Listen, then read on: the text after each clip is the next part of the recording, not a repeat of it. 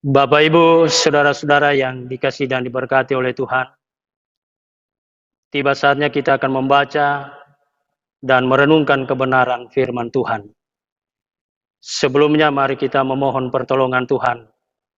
Kita berdoa. Ya Allah, Bapa di sorga, Allah yang kami kenal di dalam Tuhan Yesus Kristus, yang pada hari ini kami peringati kematian demi menebus dosa-dosa kami manusia.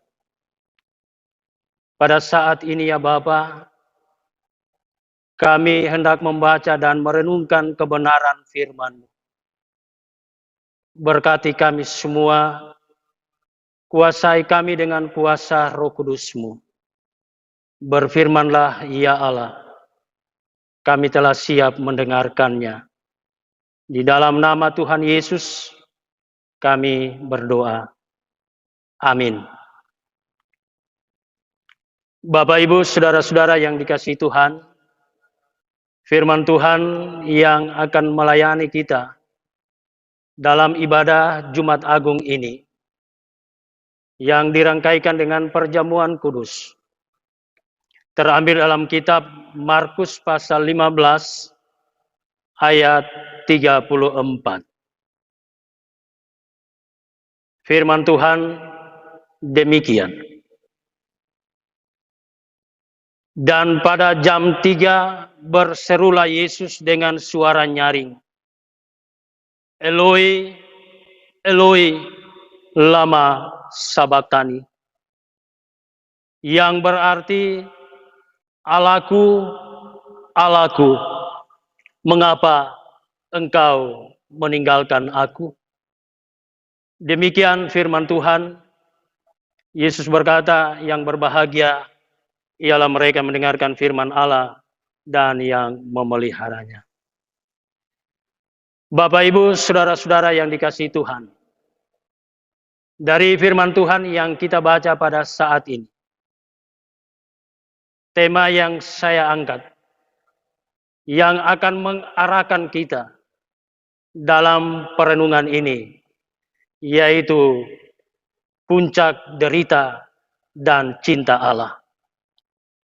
Bapak, Ibu, saudara-saudara yang sama-sama dikasihi dan diberkati oleh Tuhan, rasanya akhir-akhir ini hampir tidak ada hari yang terlewati tanpa berita tentang virus corona. Setiap hari kita disuguhkan dengan angka-angka yang terus menanjak naik. Tampaknya belum ada tanda-tanda penurunan.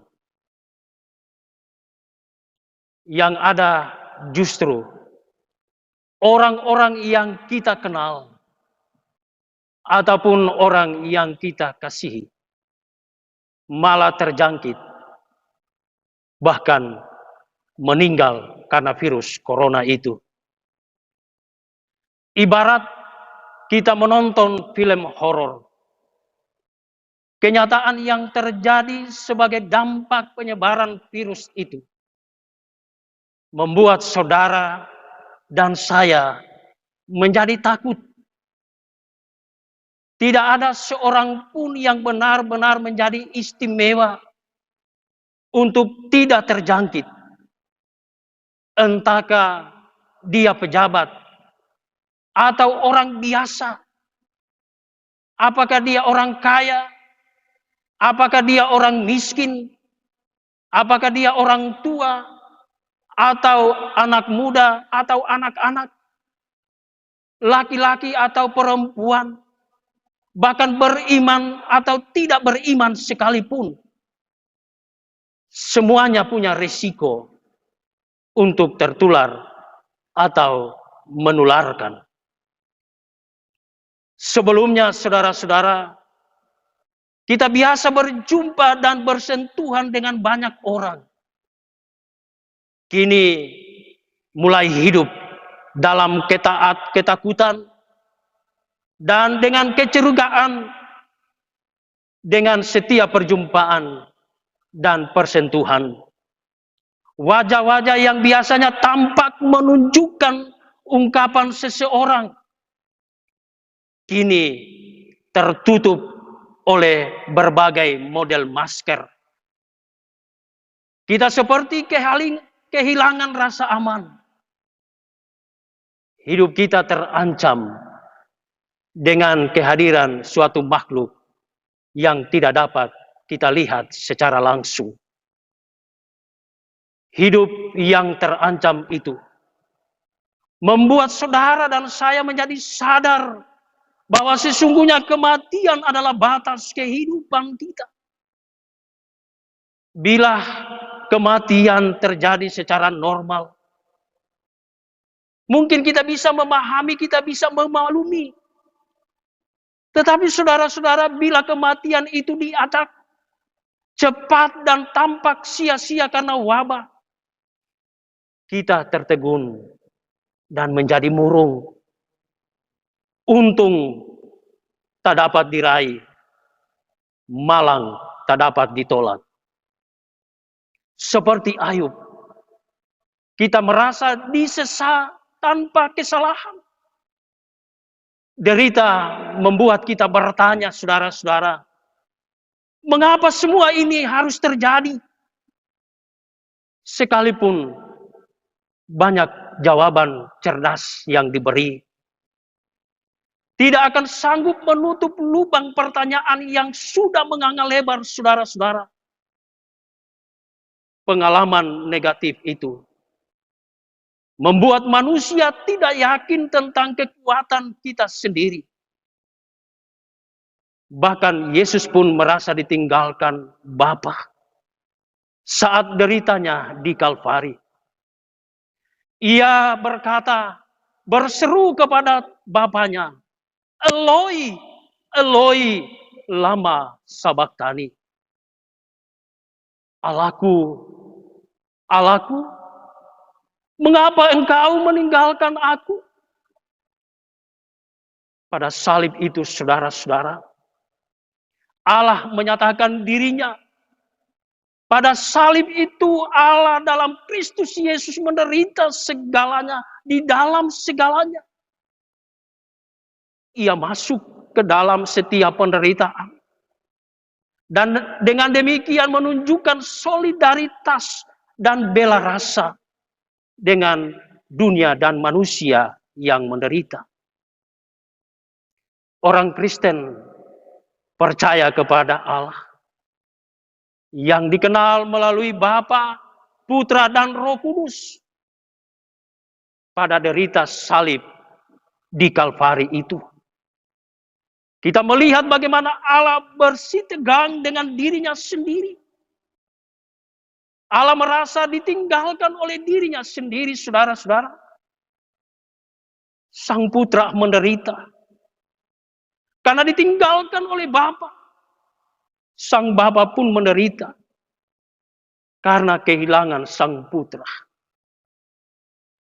Inilah Allah yang menjadi manusia dan menderita semenderita-menderitanya. Pandangan ini, saudara-saudara, menggeser pemahaman tentang Allah yang kebal terhadap penderitaan. Allah menderita di salib. Akan tetapi, justru di sini keunikan iman Kristen. Disinilah keistimewaan iman percaya kita kepadanya. Hanya Allah yang menderita adalah Allah yang dapat dipercaya.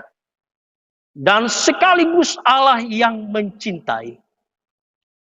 Cintanya kepada dunia dan kepada manusia yang mengkhianatinya adalah alasan masuknya Allah ke dalam lingkaran kematian. Suatu kematian yang sangat tragis, seperti penjahat yang tak terampuni. Ia terpaku di salib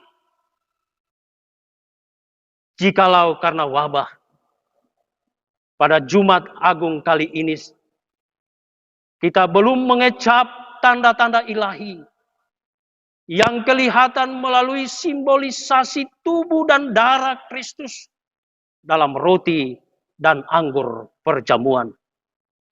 Maka ingatlah saudara-saudara, mata iman kita terus diajak untuk melihat misteri Allah. Tidak bisa disorot oleh mata manusia. Ia hanya bisa dipahami bila hati kita terlibat di dalamnya. Keterlibatan hati melampaui pandangan mata kita. Melalui roti dan anggur yang belum dapat kita rasakan hari ini. Seperti kalimat pengarahan hati. Tak kala kita menghadap meja perjamuan, janganlah kiranya kita melekat pada roti dan anggur yang kelihatan itu. Melainkan, hendaklah dengan iman kita mengarahkan hati dan pikiran kita kepada Yesus. Darah Allah yang tertumpah demi keselamatan kita. Persis saudara-saudara, pada titik inilah iman kita bisa melihat bahwa sesungguhnya Allah sedang mengantisipasi dan menghadirkan dirinya dalam bentuk satu harapan. Ia adalah Allah yang sungguh-sungguh diharapkan sebagai Allah di dalam wilayah penderitaan dan kematian. Melalui kehadiran seperti ini, takkan ada seorang pun atau apapun yang ditinggalkan sebagai penderita, baik hidup maupun mati. Cinta Allah menjangkau dunia dalam kedosaannya, agar dunia dikuatkan dan diarahkan menuju Allah. Allah hadir dalam kematian, agar supaya benih kehidupan ditumbuhkan dan dilindungi. Dengan kematian Sang Putra, Allah menjadi Immanuel. Allah beserta kita. Allah yang ada di tengah kehancuran.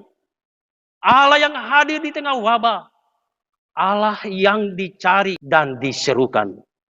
Disinilah roh Allah menjadi kekuatan pengharapan kita.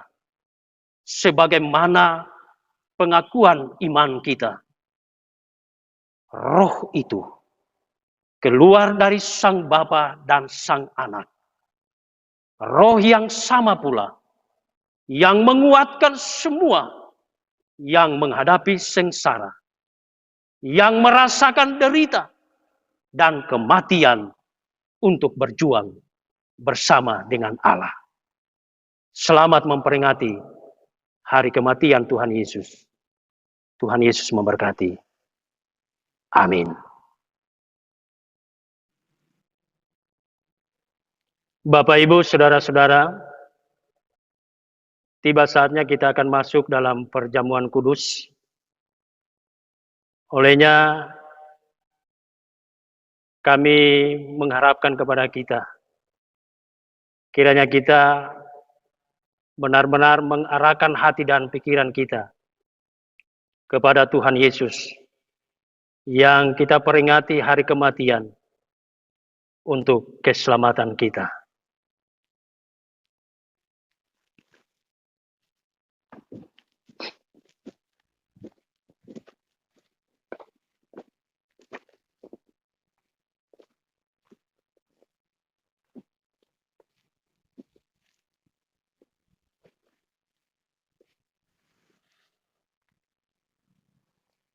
Saudara-saudara, sebelum kita masuk dalam perjamuan kudus, kami sampaikan kepada Bapak Ibu sekalian bahwa dalam perjamuan kudus ini kami akan mengarahkan Bapak Ibu sekalian sampai pada liturgi kita menyanyi tuntun aku Tuhan Allah lewat gurun dunia.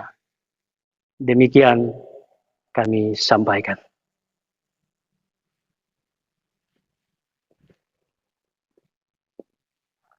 Bapak, Ibu, saudara-saudara yang dikasihi dan berkati oleh Tuhan,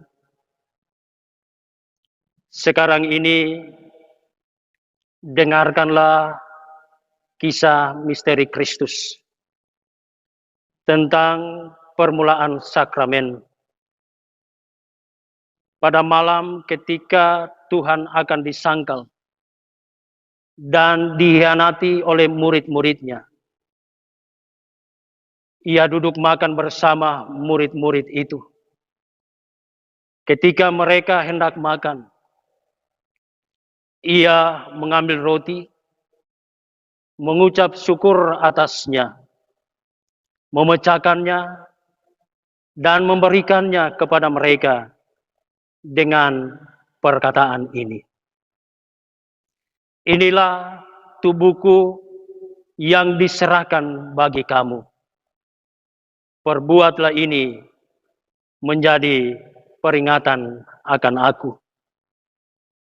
Lalu ia mengambil cawan dan berkata, cawan ini adalah perjanjian baru yang dimeteraikan oleh darahku.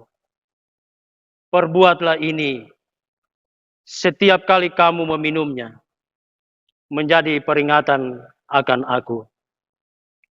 Oleh karena itu, kini kita mengikuti teladan dan perintah Tuhan. Kita mengambil roti dan cawan ini, sesuatu yang biasa dari dunia. Digunakan Kristus demi makna dan tujuan yang luar biasa. Dan sebagaimana ia mengucap doa sebelum membaginya, marilah kita melakukannya juga. Mari kita berdoa. Dimuliakanlah kiranya Engkau, ya Allah. Kepadamu kami bersyukur, sebab Engkaulah Allah, pemilik kehidupan, sumber segala hidup, dan sumber segala kebaikan. Engkaulah Allah sumber pengharapan. Dalam kekhawatiran, ketakutan, dan kecemasan, di tengah derita dan sengsara karena wabah, kami percaya ketika tiba di penghujungnya, tak kala bumi penuh kemuliaan-Mu, semua bersuara memuliakan-Mu. Kini dengan seluruh kuasa di sorga dan di bumi, kami menyanyikan kemuliaan-Mu. Kita menyanyikan, kami memuji kebesaran-Mu. Kami memuji kebesaran-Mu. Ajaib Tuhan, ajaib Tuhan. Kami memuji kebesaran-Mu. Ajaib Tuhan, ajaib Tuhan.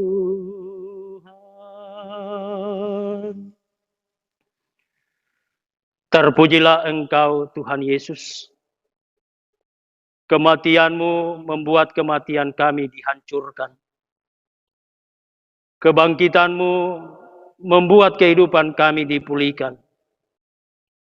Tuhan Yesus, datanglah dalam kemuliaan. Berbahagialah mereka yang lapar dan haus akan kebenaran, karena mereka akan dipuaskan. kita akan masuk dalam perjamuan kudus.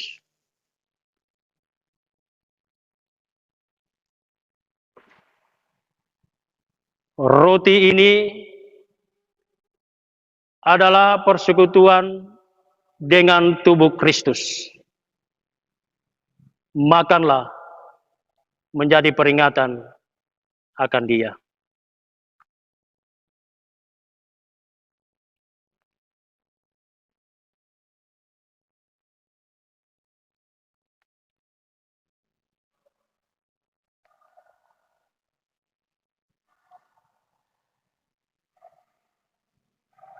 Cawan minuman yang dipakai mengucap syukur saat ini adalah lambang persekutuan dengan darah Kristus. Minumlah kamu semua menjadi peringatan akan Dia.